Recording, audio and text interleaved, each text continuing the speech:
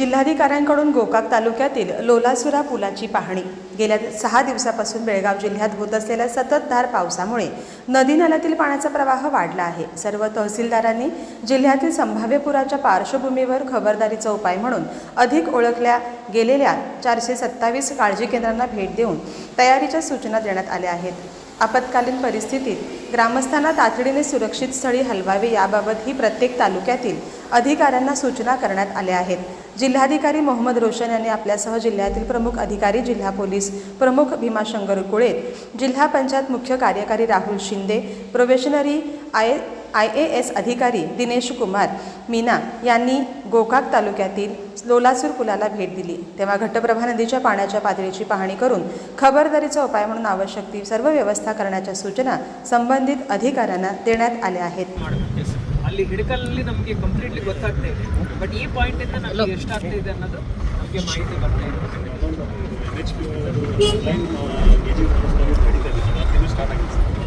ನನ್ನ SP ಅವರು ಇರ್ಬೋದು, CO ಅವರು ಇರ್ಬೋದು, ಪೊಲೀಸ್ ಕಮಿಷನರ್ ಇರ್ಬೋದು, ಇವರೆಲ್ಲರೂ ಇಲ್ಲೇ ಕೆಲಸ ಮಾಡಿದ್ದಾರೆ। ನಾನು 10 ವರ್ಷದಲ್ಲಿ 9 ವರ್ಷ ಕಿತ್ತೂರು ಕರ್ನಾಟಕದಲ್ಲಿ ಕೆಲಸ ಮಾಡಿದ್ದೀನಿ, 3 ವರ್ಷ ಕಾರವಾರಲ್ಲಿ ಉತ್ತರ ಕನ್ನಡ ಜಿಲ್ಲೆಯಲ್ಲಿ ಕೆಲಸ ಮಾಡಿದ್ದೀನಿ। ಆವಾಗ 2019 ಮಳೆ ಪ್ರವಾಹ ಬಂದಾಗ ನಾನು ಅಲ್ಲೇ ಇದ್ದೆ, ಸೊ ನನಗೂ ಅನುಭವ ಇದೆ। ಅದರ ಜೋಡಿ ನಮ್ಮ ಎಲ್ಲ ಜನಪ್ರತಿನಿಧಿಗಳು ಅವರೆಲ್ಲರೂ ಇದೆಲ್ಲ ನೋಡಿದ್ದಾರೆ, ಜನರಿಗೂ ಗೊತ್ತಿದೆ ಈಗ ಹೆಂಗೆ ನಾವು ಏನು ಮಾಡಬೇಕಂತ। ಜಿಲ್ಲಾಡಳಿತದಿಂದ, ಪೊಲೀಸ್ ವತಿಯಿಂದ, ಜಿಲ್ಲಾ ಪಂಚಾಯತಿಂದ ಏನಾದರೂ ಮೆಸೇಜ್ ನಾವು ತಮಗೆ ಕಳಿಸ್ತಾ ಇದ್ದೀವಿ ಅಂದರೆ ಅದನ್ನು ಸೀರಿಯಸ್ಲಿ ತಗೊಂಡು ತಾವು ರಿಯಾಕ್ಟ್ ಆಗಬೇಕು ಅಷ್ಟೇ। 2019ರಲ್ಲಿ ಪ್ರವಾಹ ಬಂದಾಗ 1 ಲಕ್ಷ ಮೀರಿ ನೀರು ಬಂತು, ಬಟ್ ಈಗ ಈ ಒಂದು ನದಿದು ಏನು ಕ್ಯಾಚ್ಮೆಂಟ್ ಇದೆ, ಕ್ಯಾರಿಂಗ್ ಕೆಪಾಸಿಟಿ ಒಂದು 50-60 ಸಾವಿರ ಕ್ಯೂಸೆಕ್ಸ್ ತನಕ ತಡ್ಕೊಳ್ಳಿಕ್ಕೆ ಇದಕ್ಕೆ ಶಕ್ತಿ ಇರುತ್ತದೆ। ಆದರೂ ನಾವು ಯಾವುದೇ ರಿಸ್ಕ್ ತಗೊಳ್ಳಲ್ಲ। ಸ್ವಲ್ಪ 45 ಸಾವಿರ ಕ್ಯೂಸೆಕ್ಸ್ ಬಂದ ತಕ್ಷಣ ನಾವು ಎಲ್ಲರಿಗೂ ವಾರ್ನಿಂಗ್ ಕೊಟ್ಬಿಟ್ಟು ಎಲ್ಲರನ್ನು ಇವ್ಯಾಕ್ಯುವೇಟ್ ಮಾಡಿಸ್ತೀವಿ। ನಮ್ಮ ಮೇನ್ ಪ್ರಯಾರಿಟಿ ಏನಂದರೆ ಜೀವವನ್ನು ಉಳಿಸೋದು, ಅದೇ ರೀತಿ ನೆಕ್ಸ್ಟ್ ಪ್ರಯಾರಿಟಿ ಏನಂದರೆ ಜಾನುವಾರದು ಪ್ರಾಣವನ್ನು ಉಳಿಸೋದು। ಇಷ್ಟು ಮಾಡ್ಕೊಳ್ತೀವಿ। ಹೊಳೆಗಳಲ್ಲಿ ನೀರು ಬಂದಾಗ ಆವಾಗ ಅದಕ್ಕೆ ಪರಿಹಾರ ಹೆಂಗೆ ಕೊಡಬೇಕು ಅದೆಲ್ಲ ನಮಗೆ ಪದ್ಧತಿ ವಿಧಿವಿಧಾನ ಇದೆ। ಅದರ ಪ್ರಕಾರ ಎಲ್ಲರಿಗೂ ಆ ನಾರ್ಮ್ಸ್ ಪ್ರಕಾರ ಪರಿಹಾರವನ್ನು ಒಂದು 24 ಗಂಟೆಯಿಂದ 48 ಗಂಟೆ ಒಳಗಡೆ ಆ ಪರಿಹಾರ ಮುಟ್ಟಿಸಲಿಕ್ಕೆ ನಾವು ಸಾಯಶಕ್ತಿ ಪ್ರಯತ್ನ ಮಾಡ್ತೀವಿ। ನಾವು 427 ಗಂಜಿ ಕೇಂದ್ರಗಳನ್ನು ನಾವು ನಿಗದಿ ಮಾಡಿದ್ದೀವಿ, ಆದರೆ ಬರೀ ಒಂದು ಕಡೆ ಇವತ್ತು ಮಧ್ಯಾಹ್ನ ಒಂದು ಕಡೆ ನಾವು ಶುರು ಮಾಡಿದ್ದೀವಿ।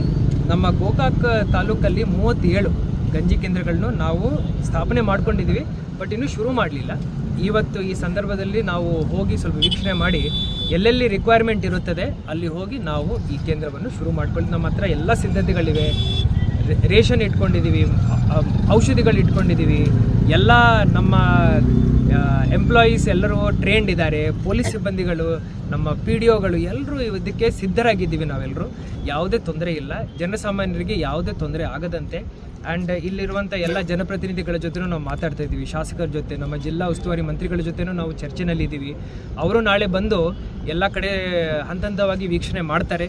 ಸೊ ಸದ್ಯಕ್ಕೆ ಯಾವುದೇ ತೊಂದರೆ ಇಲ್ಲ, ಮಳೆ ಆಗೋ ಸಾಧ್ಯತೆ ಇದೆ, ಇದು ನಮಗೆ ಅನುಭವ ಇದೆ, ಹೆಂಗೆ ಇದನ್ನು ಕಂಟ್ರೋಲ್ ಮಾಡಬೇಕು, ಯಾವ ರೀತಿ ನಾವು ಎಚ್ಚರಿಕೆ ವಹಿಸಬೇಕು ಎಲ್ಲ ನಮಗೆ ಮಾಹಿತಿ ಇದೆ।